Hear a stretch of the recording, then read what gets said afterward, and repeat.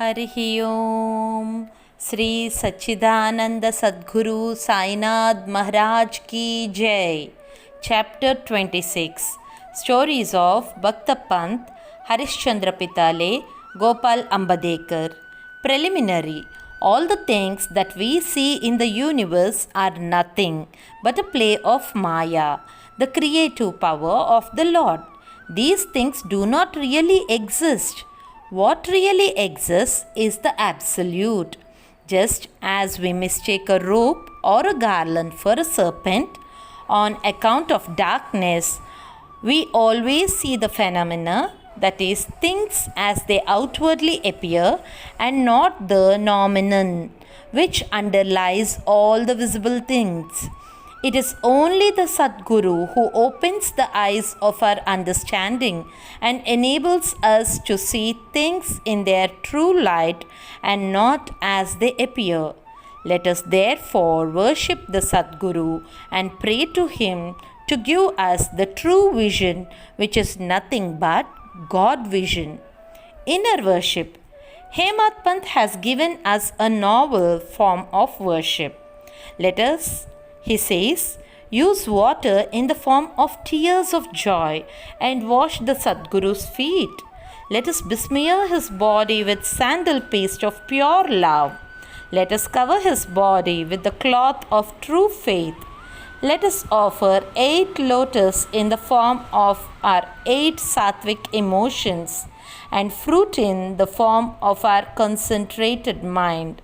Let us apply to his head bukka, the black powder, in the form of devotion, and tie the waistband of bhakti and place our head at his feet. After decorating the Sadguru with all ornamentation, this way, let us offer ourselves to him and wave charmer of devotion to ward off heat. After such blissful worship, let us pray thus, turn our mind inward, give us discrimination between the unreal and the real, and non-attachment for all worldly things, and thus enable us to get self-realization. We surrender ourselves, body and soul, to you. Make our eyes yours, so that we should never feel pleasure and pain. Control our body and mind as you wish. Let our mind rest at your feet. Now let us turn to the stories of this chapter. Bhakta Pant. Once it so happened that a devotee by name Pant, a disciple of another guru, had the good fortune of visiting Shirdi. He had no mind to go to Shirdi, but man proposes one way and God disposes the other. He was travelling in a BB and CI railway train, where he has met many friends bound for Shirdi. They all asked him to accompany them, and he could not say no. They alighted at Mumbai, while Pant got down at Virar. There, he took the permission of his guru for the Shirdi trip, and after arranging for the expenses, left with the party for Shirdi. They all reached the place in the morning and went to the masjid at about 11 a.m. On seeing the concourse of the devotees assembled for Baba's worship, they were all pleased, but Pant suddenly got a fit and fell senseless. They were all frightened. Still, they tried their best to revive his senses. With Baba's grace, after sprinkling water over his head, he regained his consciousness and sat upright as if he was just awakened from sleep. The omniscient Baba, knowing that he was a disciple of another guru, assured him and confirmed him his faith in his own guru by addressing him as follows: "Come what may, leave not but stick to your own bolster. Support, that is your guru, and ever remain steady with him." Pant at once knew the significance of this remark, and thus he was reminded of his guru. This kindness of Baba he never forgot in his life. Harishchandra Pitale. There was a gentleman by name Harishchandra Pitale in Mumbai. He had a son who suffered from epilepsy. He tried many allopathic and Ayurvedic physicians, but there was no use. There remained only one way of remedy, that is, resorting to the saints. It has been stated in chapter 15 that Dasaganu, by his inimitable and splendid kirtans, spread the fame of Sai Baba in the Mumbai presidency. Mr. Pitale heard some of these kirtans in 1910 and learned from the kirtans and others that Baba, with his touch and mere glance, cured many incurable diseases. Then a desire arose in his mind to see Sai Baba.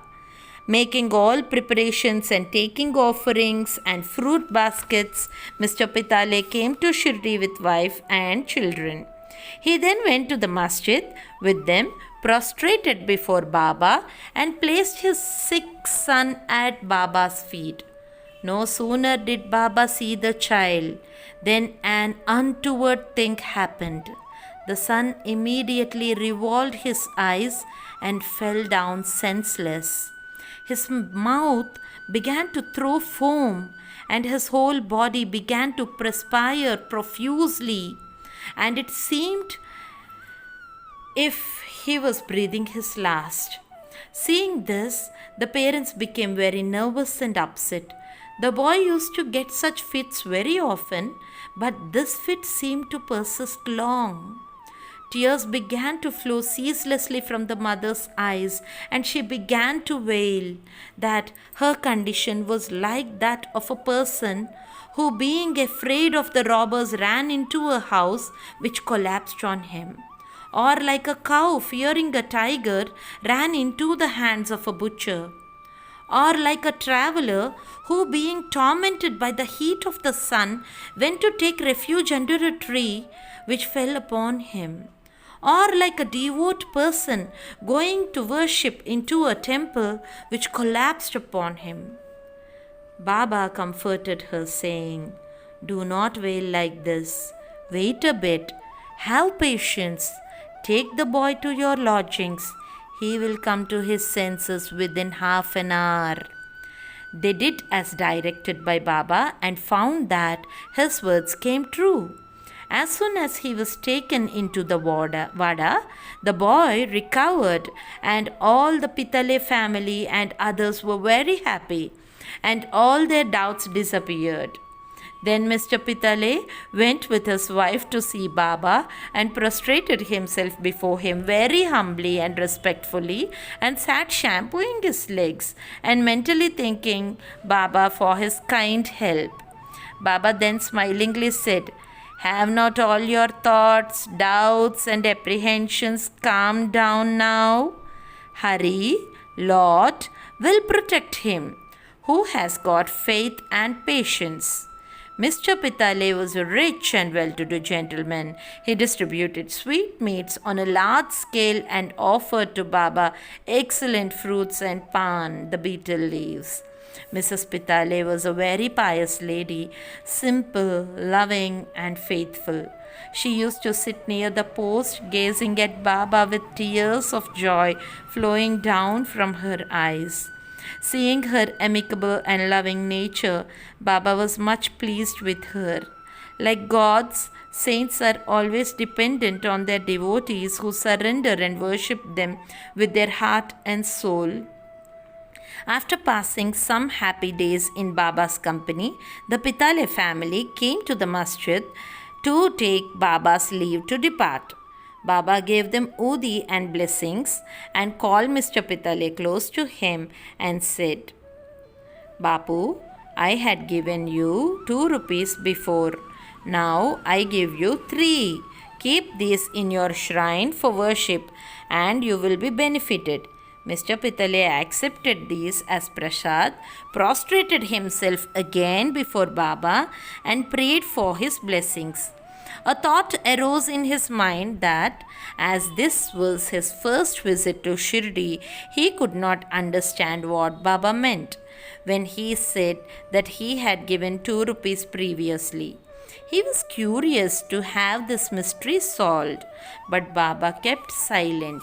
When Mr. Pitale returned to Mumbai, he narrated to his old mother all that happened at Shirdi and the mystery of Baba's giving him 2 rupees earlier. The mother also did not understand the mystery, but thinking seriously about this, she was reminded of an old incident which solved the mystery.